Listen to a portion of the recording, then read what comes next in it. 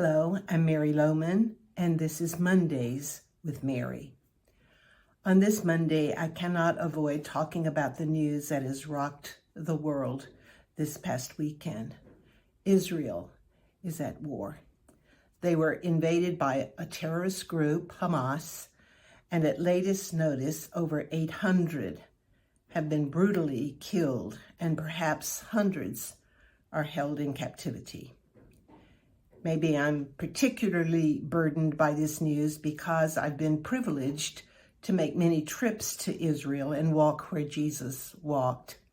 Like many others, I love that land because it is the land of Jesus. And God chose that nation as his own people. In his message to the people of Israel, the prophet Samuel said, "For the Lord will not forsake his people for his great name's sake, because it has pleased the Lord to make you a people for himself." When God called Abram to go to the promised land, he said, "And I will make of you a great nation, and I will bless you and make your name great, so that you will be a blessing. I will bless those who bless you, and him who dishonors you I will curse. And in you all the families of the earth shall be blessed." And through all these centuries since, God has preserved Israel. In spite of persecution and attempts to wipe them off the map many times, they have survived.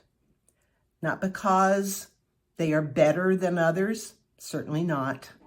Not because they deserve God's protection, simply because God chose them for his great name's sake. And it is through that people that our Savior, the Messiah, Jesus Christ, was born. Now they are again threatened by people who want to annihilate them, and they are suffering greatly. What should you and I do? Pray. As we are told in the Psalms, pray for the peace of Jerusalem. Pray for their protection. Pray for wisdom for their leaders. It's true that not many Jewish people believe in Jesus as Messiah. John told us that he came unto his own, but his own received him not. And sadly, they have in large part missed the joy and privilege of knowing and serving Jesus.